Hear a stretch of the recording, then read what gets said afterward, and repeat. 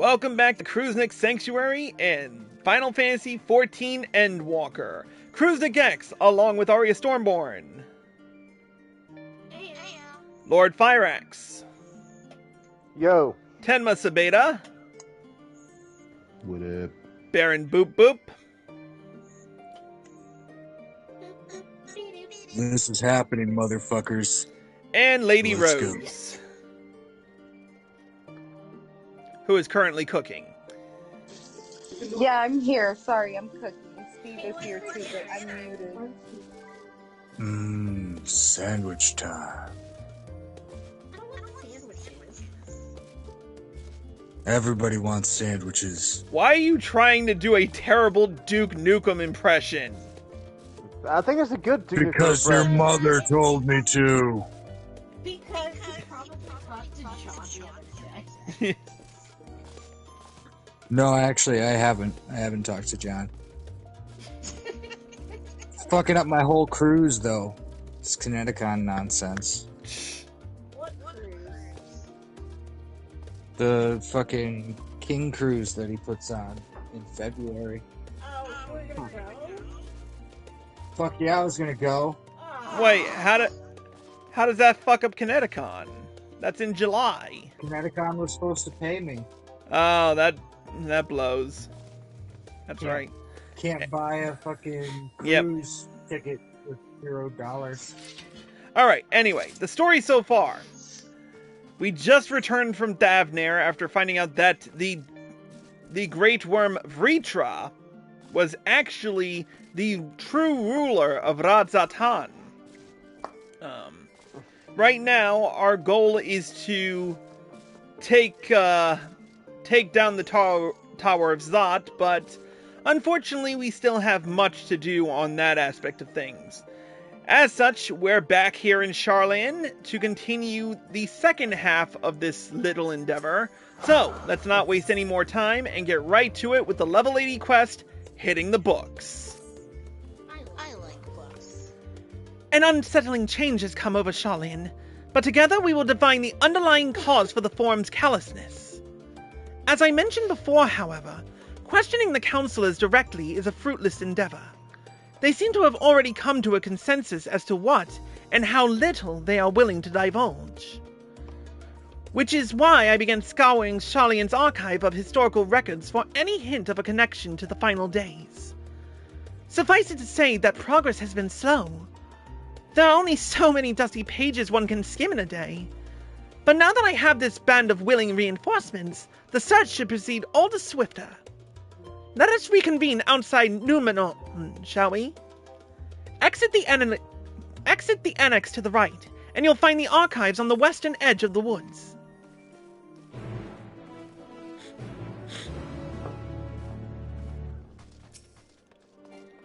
I'll be honest with you. Since we're in the main hall, I actually enjoy the fact that we have different music than what we usually get when we get into some kind of, Scion hideout. Yeah. But anyway. Fyrax, I assume you're already ahead of us. I've just been waiting by the door. Alright, before we do so, however, I'm going to attune to the last Aetheryte I think that I missed. Of course, I'm pretty sure that we were gonna come this way anyway, but...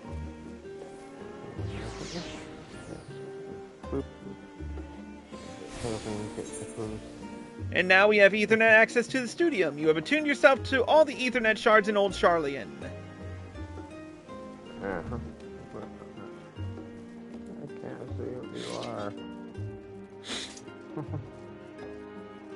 What I am is on my way. I see a blue dot. Hey, Izzy's here. Cool. Anyway. Let's speak with Krile. My directions were easy enough to follow, I hope. In any case, you stand now before the doors of the Numenor. Sharlayan's grandest collection of books and tomes. This building is actually only an entrance, and one of many at that, for the archives of Numenon extend deep beneath the surface like the roots of a tree.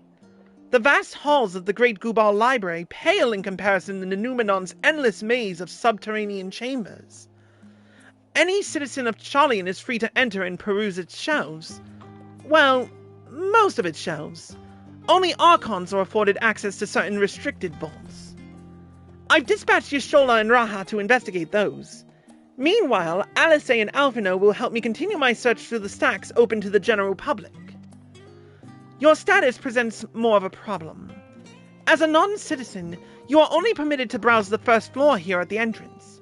Even so, there should be a number of books which touch upon Sharlayan history or foreign policy. Your task will be to find and study the relevant publications. I promise you, a working knowledge of those subjects will make it far easier to spot the sort of clues we're looking for.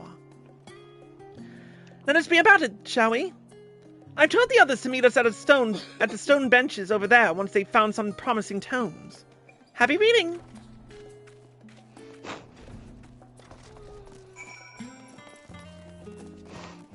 Well.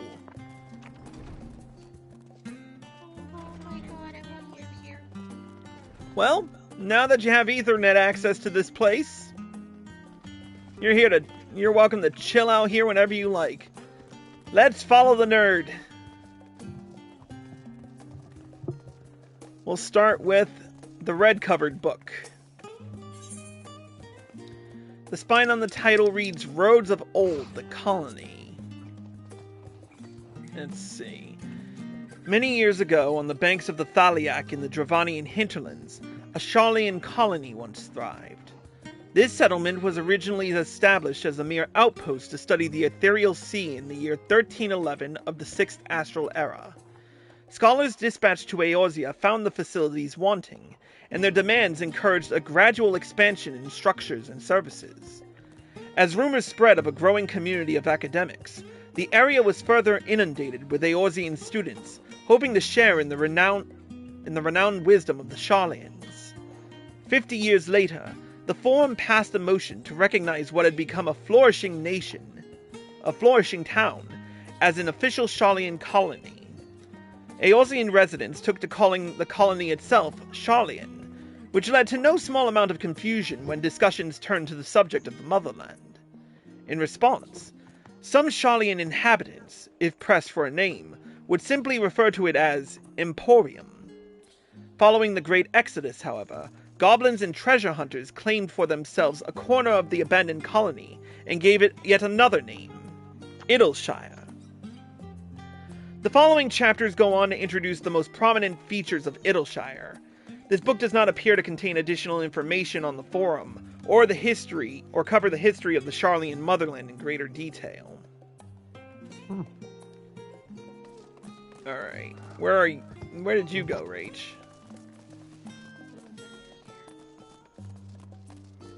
Down where?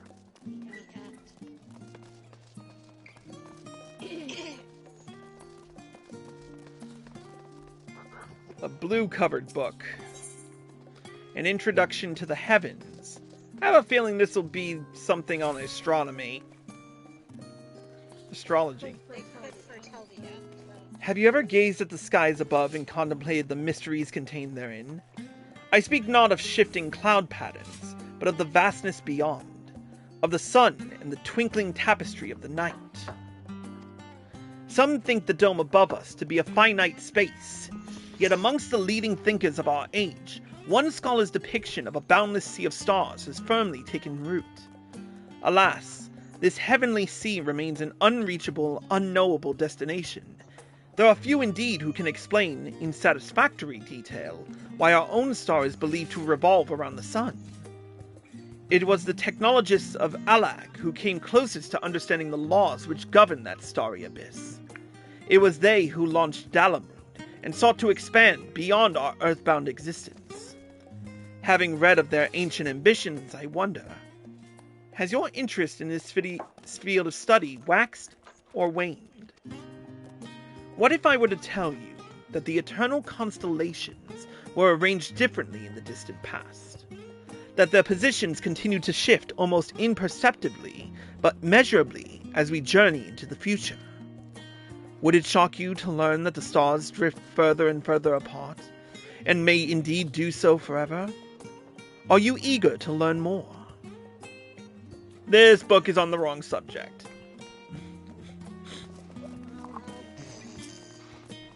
A well-worn manual. Forever 20 Summers. My beloved seekers of knowledge, have you ever put learning before your health and neglected to feed and rest your body as you should? I too once engaged in such foolish practices. But one night, engrossed in philosophical study, I had an epiphany. For all the world's mysteries that drive us to reckless abandon, we have so very few years of life in which to achieve our goals. Thus do I share with you this mantra: I am forever 20 summers young. The number itself is unimportant. You could be 19, or 23, or 40. Whatever age you are when you discover this manual, let that be the age you aspire to remain. Through mindful, healthy living, will you extend the time available to spend upon your chosen research.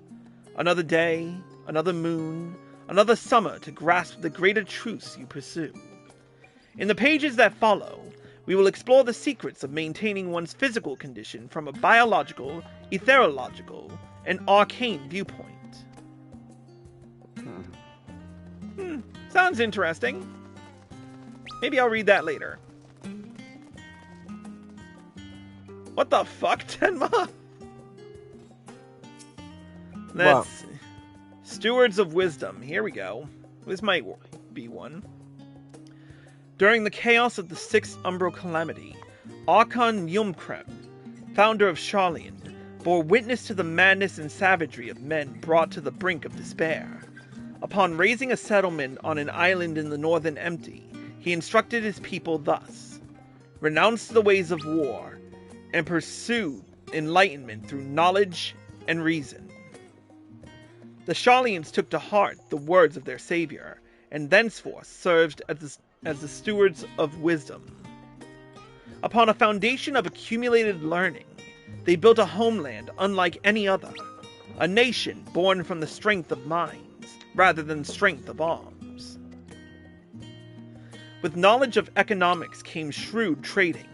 With knowledge of agriculture came bountiful crops. Engineering brought wells and sewers, ending squabbles over water. Wealth of expertise could be bartered for wealth in coin. And the more their wisdom spread throughout the world, the more mankind as a whole would thrive.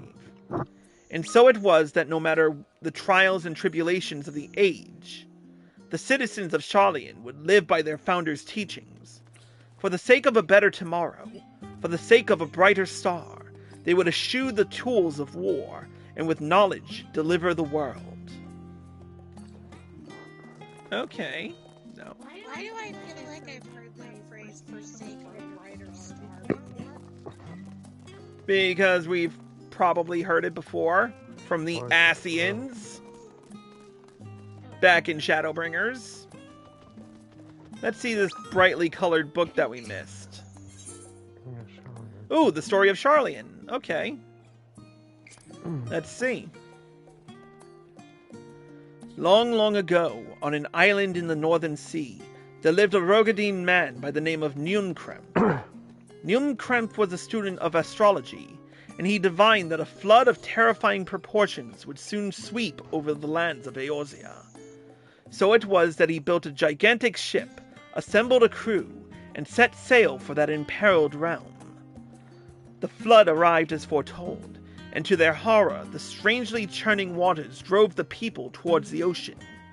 It was there, however, that Nunkremp's crew hauled them aboard his ark, but the danger had not passed. A towering wave approached, threatening to smash the vessel to pieces. With only moments to spare, Nunkremp wove a mighty spell of teleportation and shifted the entire ship to safety atop Abalathia's spine. I know that ship. Mm-hmm. Refugees from the surrounding regions huddled there alongside them, but it was not long before disputes over the dwindling supply of food led to violence and bloodshed.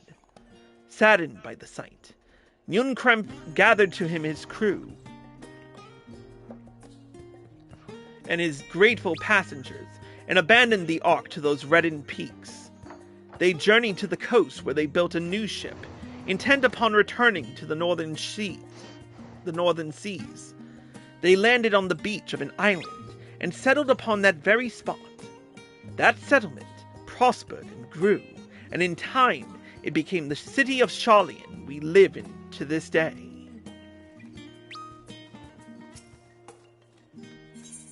We already read Roads of Old. Let's see. Featherbound Tome, over here.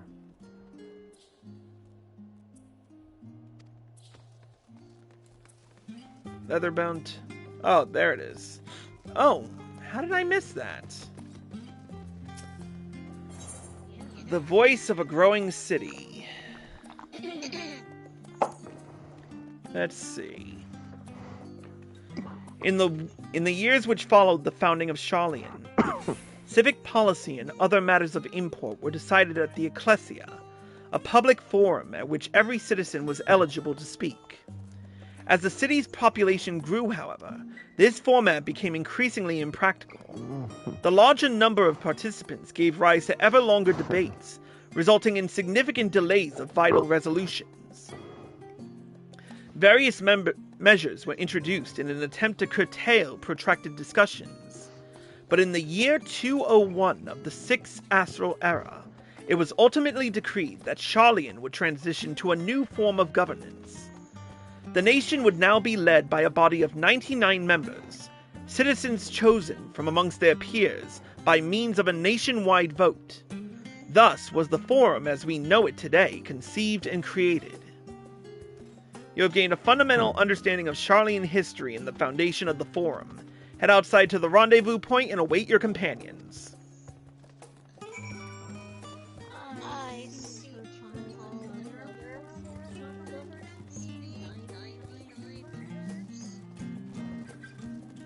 The Asians.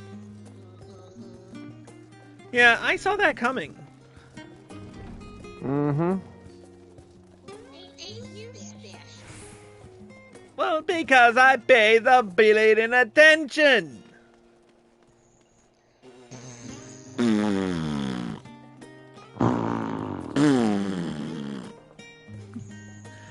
This is one heck of a debate. Anyway, to our destination.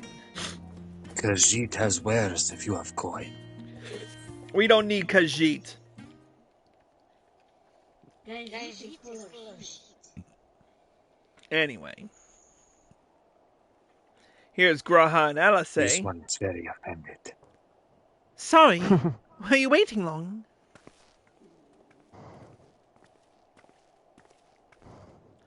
I wanted to make sure I borrowed at least a few promising volumes. Alphino and Krile should also be along shortly. I was delayed in similar fashion. As far as I could see, no titles in the Archon stacks mentioned the final day specifically, so we have no choice but to start with the tangentially relevant tomes, if there are even that. At present, the plan is to skim through as quickly as we dare and share our discoveries as we make them. It would have been nice to invite everyone to the estate. Plenty of comfortable places to read, and a ready supply of hot tea. Oh, I was always quite fond of reading outside. But it's not about the little pleasures, is it? You miss your home. It's been difficult.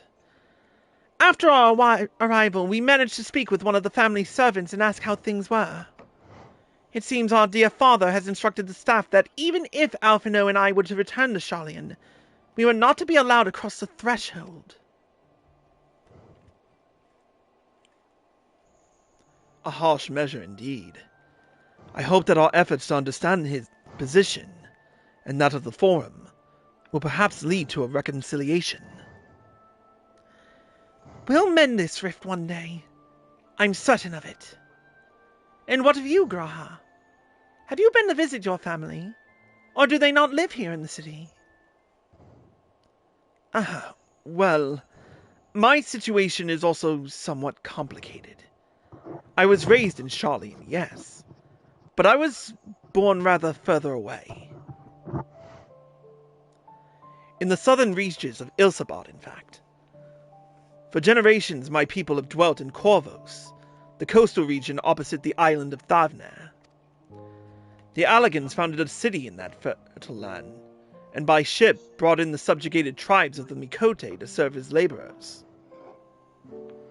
Of course, the massive earthquakes of the Fourth Umbral Calamity brought an end to the Empire's reign, and when the Fifth Calamity froze the sea solid, many of the tribes still living in Corvos braved the journey back to Eorzea.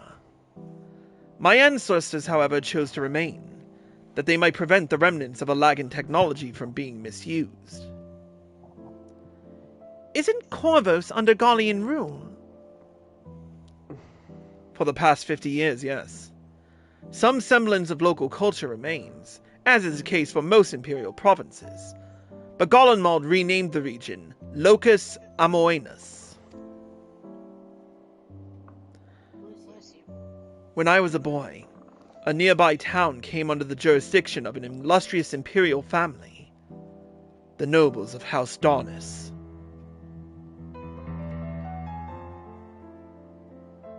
House Darnus demonstrated a singular interest in Allagan civilization, and so my tribe was forced to consider a plan of action. For some time already, voices had been raised in favor of abandoning our ancient customs. After all, the Allagan Eye no longer passed to our eldest children as reliably as it once had. Fear of discovery eventually tipped the scales, and the decision was made to bury our ties to the knowledge and traditions of Allag. As the last child born with the Allagan Eye, I was given over to the custody of friends and students of Baldessian, who had me registered as a Charlian citizen. I never even considered. Forgive me, it was an unkind question. Even Thancred was taken in by Archon Louis Soir, was he not? Stories of adopted wives and rescued orphans are more than common among Charlians than you might think. Yet, regardless of our origins, we are all provided with an equal opportunity to learn, and with sufficient perspicacious. I cannot pronounce that.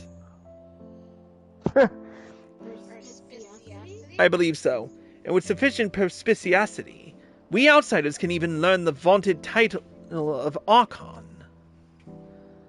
'Tis exactly why I have such a love for this country, and why I wish it to remain a nation of which its citizens can be proud. Hear, hear! Another good reason to get to the bottom of the form's stubbornness, aside from the trifling matter of our impending doom. Excuse us while we try to make some headway into this books. Excuse us while we try to make some headway into these books, Chris. More company should be arriving any moment now.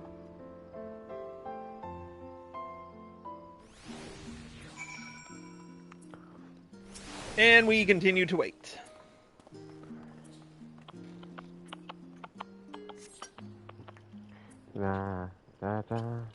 Waiting. Here's Krile and Alphino. We've returned with our selections.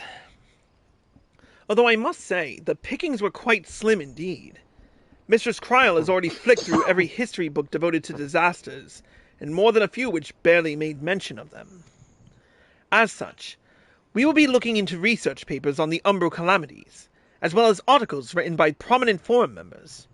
Perhaps our knowledge of the final days comes from an unexpected source. Speaking of which, might I ask you a few questions related to the final days?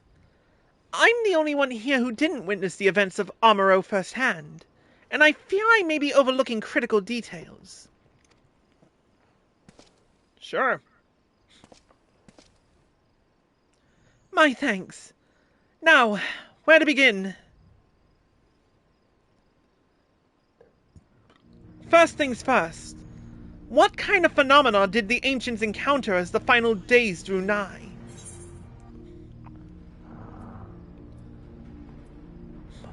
a complete destabilization of creation magics, if I remember right. Mm-hmm. Yes, the unfolding catastrophe which wrought havoc on all manner of life. The chaos extended to the ancients themselves, causing their powers of creation to spiral out of control. Fear and despair manifested in terrible, tangible fashion.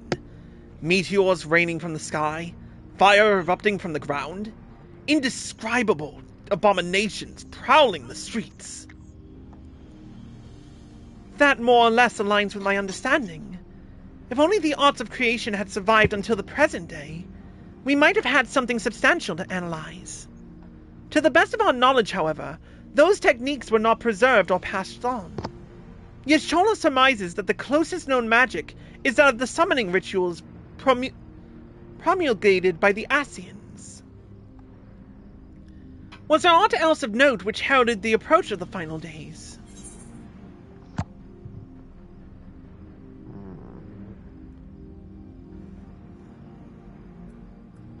They say it began with a keening sound from the land itself. Ah, yes. The Amoritines spoke of it, didn't they? We never did hear this sound ourselves, of course, thrust as we were into the midst of the madness. But it seems that each and every one of the catastrophes was preceded by this ominous noise. Eventually, it resounded all across the star, and not even Amarat was spared. So, the ground was crying out, you say? To be considered the harbinger of doom, it must have been quite distinctive, and probably quite loud. I'll have to speak with one of Numenon's mammoths, and ask after any books which make mention of such a sound. Last but not least, would you describe how the ancients sought to quell this unprecedented calamity? What definitive action did they take? Zodiac. Yeah.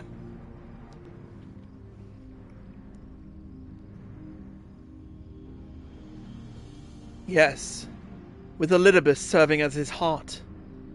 So many gave themselves in sacrifice to bring him into being. We do not know exactly how Zodiac brought salvation to the star, only that by his godlike will were the laws of nature set aright. Then, once the balance was redressed, the ancients offered up a further sacrifice to heal the ravages of the final days. Lives sprouted anew, and it was these fledgling souls they intended to render unto Zodiac, a trade that would have allowed them to resurrect the shades of loved ones absorbed by the primal. Or might have, had Venat and her fellows not manifested their opposition in the form of Heidelin. Thank you, both of you, for the detailed review. I feel much more confident now in my understanding of events. With all that freshly in mind, it does make me wonder what the Telophoroi truly mean when they speak of bringing back the final days. We've seen what they're doing with those towers of theirs. Is forcing people to summon primals a kind of catalyst? Are they attempting to mirror the conditions caused by unstable creation magics? Or are they simply using the final days as a figure of speech? A convenient metaphor for the scale of destruction they plan to unleash? But this is all pointless conjecture at this stage. Let's return our attention to the forum, shall we? We should keep an eye out for Y'shtola, but 'tis time we began studying these research papers. And now we wait again. Waiting, and more waiting. Waiting. The waiting game. Now, we should feel bad, but she broke the cardinal rule. Don't fuck with the people making your meals. What? You never seen the movie Waiting? Yeah. What's that I have. Been a while. Nothing. I'm the last, am I? Well, my extended research of the Archon stacks produced one or two possibly useful tomes. But I wouldn't get your hopes up. If you'll recall, Orianger learned of the source's reflections from the Garun oracles. For its potential to cause panic and confusion, that tome was deemed apocrypha and sealed away in the Great Gubal Library. 'Tis even less likely that knowledge of the unsundered world, not to mention the horrors of the final days, would be left sitting on a shelf for any curious scholar to find. It stands to reason then that my colleagues, be they archons or counselors, should perforce be largely ignorant of the subject. Yet when you confronted Master Falchinol with knowledge of the Telophoroi and their machinations, he scoffed at the suggestion that they posed a threat. He seemed adamant that the Forum would know if the final days were truly upon us. Which only supports the conclusion that whatever privileged wisdom is guiding the Forum's behavior, it is being kept secret from the rest of the nation.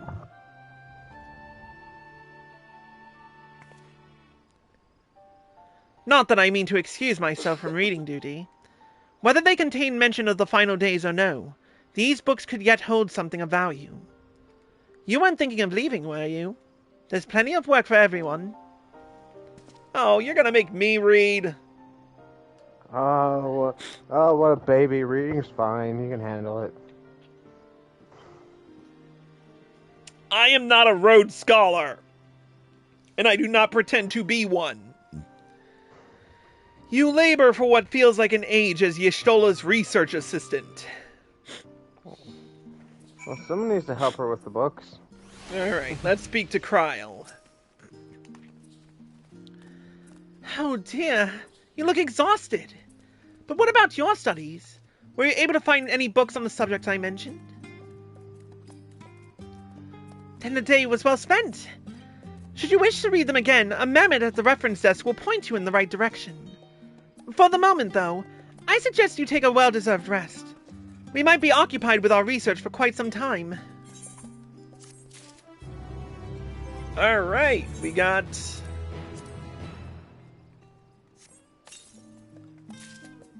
more Gaja skin gear.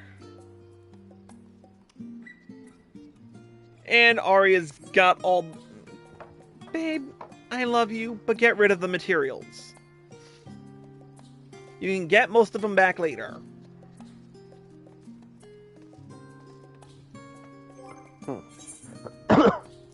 Anyway, while Arya's cleaning out her inventory, we will take a quick break. If you're watching on Twitch or live from PlayStation, stay tuned for more. If you're watching on YouTube and you like this video, click the like button. And here are the rest of the links, just so you can get to the next episode or the previous episode. I don't know. I'm not you. Anyways, we'll see you in the next episode.